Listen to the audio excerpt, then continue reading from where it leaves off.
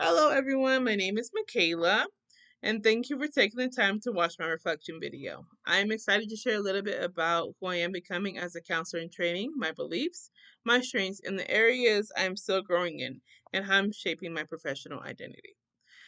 First, we're going to do personal beliefs and their significance or correspondence to ACA Code of Ethics. When I think about my personal beliefs and how they connect to ACA Code of Ethics, the first thing that comes to my mind is my belief that every client deserves dignity, respect, and a space where they feel safe to be themselves. This belief comes from my own experiences of how powerful it can be when someone truly listens without judgment.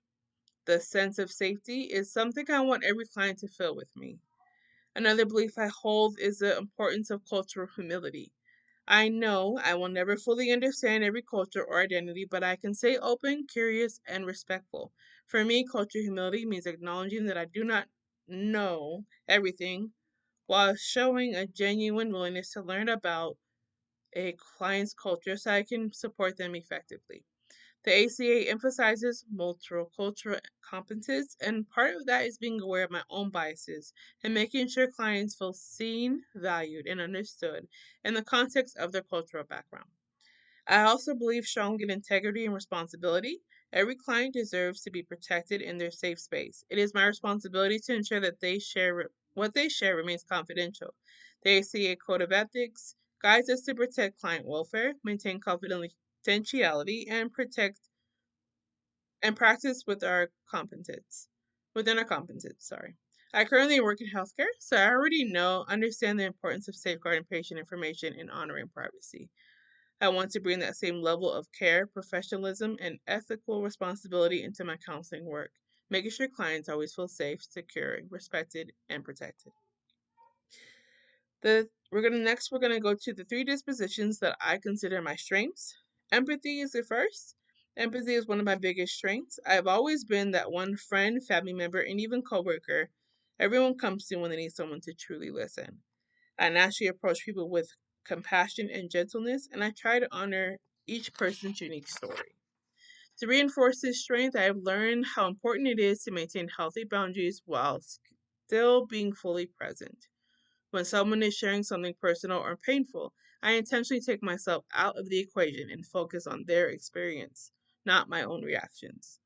I practice actively listening, paying attention to their words, tone, and emotions so I can understand the full picture of what they're going through. Working in healthcare has strengthened this skill even more. I listen to my patients when they share what's bothering them or describe their personal experiences because understanding their perspective helps me support them better. That, that same approach is something I want to bring into counseling, creating a space where clients feel heard, understood, and genuinely cared for. The next skill is flexibility. Disposition, sorry, is flexibility. Another strength of mine is flexibility. Life has taught me that things do not always go as planned. I've learned that to I've learned to adapt without becoming overwhelmed. This strength has been shaped even more through my experience working with psych patients. In that environment, unpredictability is part of that daily routine. Each patient has their own baseline, and at any moment, their mood, their behavior, and their needs can shift. Because of that, I've learned to stay calm, adjust quickly, and respond in a way that keeps everyone safe and supported. Working in that setting has taught me to be adaptable, open minded, and ready for change at any moment.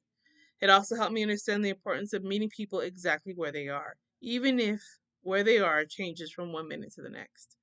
This level of flexibility is something I want to bring into counseling because every client is different and their needs can shift throughout the therapeutic process. The third strength I want to highlight is genuineness. I try to show up as my authentic self, honest, sincere, and willing to grow. Over time, I've learned that being genuine also means accepting that I don't have to know everything. Growth is a natural part of life, and allowing myself to learn, ask questions, and not have all the answers actually makes me a stronger helper. As long as I'm honest with myself, I can be open and honest with my clients and patients while still maintaining respectful boundaries. I believe clients can sense when someone is being real with them, and the authenticity builds trust, strengths, and therapeutic relationships. We're going to the areas now where I would like to grow. Psychological fitness. One area I'm working on is maintaining psychological fitness. I'm learning how important it is to take care of myself holistically, mentally, emotionally, relationally, and professionally. I want to be more intentional about self care, staying grounded, and seeking support when I need it. I know that when I'm well, I can show up more fully for my clients. Strengthening my psychological fitness will help me remain present, compassionate, and resilient. Self awareness. Another area of growth for me is deepening my self awareness. I want to be more intentional about reflecting on how my values and beliefs influence my interactions, both personally and professionally. I'm learning how to bracket my own beliefs when I encounter ideas that differ from mine. This is essential to avoid causing harm and to ensure clients feel respected and understood. Developing stronger self-awareness will help me stay authentic while honoring the diverse perspective of people that I serve. Developing my professional identity. As I continue developing my professional identity, I have a few clear goals. Stay grounded in the ACA Code of Ethics and revisit it regularly. Use supervision intentionally, asking questions and seeking honest feedback. Participate in ongoing professional development, including workshops, trainings, and continuing education.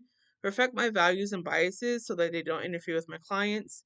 And maintaining strong boundaries and following legal requirements, including mandated reporting, confidentiality, documentation standards. Understanding ethical and legal implications is essential for becoming a trustworthy, competent counselor, and I want to keep strengthening that foundation as I grow. We have the Counseling Association, ACA. I chose the ACA Association. Some of the member benefits include access to journals, research articles, continuing educational opportunities, liability insurance, and ethical consultation services. The ACA offers many activities, services such as annual conferences, webinars, trainings, and opportunities to join special interest divisions. These divisions help counselors connect with others that share similar interests or work in similar settings. Some current issues that ACA is addressing include licensure portability, mental health access, school based mental health shortages, and the advocating for counselor recognition across states. Being involved in a national organization like ACA helps me feel connected to the counseling community. It supports my professional identity, keeps me informed, helps me grow through education, and reminding me that I am a part of a larger profession with shared values and goals. Thank you for listening to my reflection. Thinking through my beliefs, strengths, growth areas, and professional identity helps me understand who I'm becoming as a counselor. I'm genuinely excited to continue learning, growing, and developing into a professional who can serve clients ethically, compassionately, and authentically.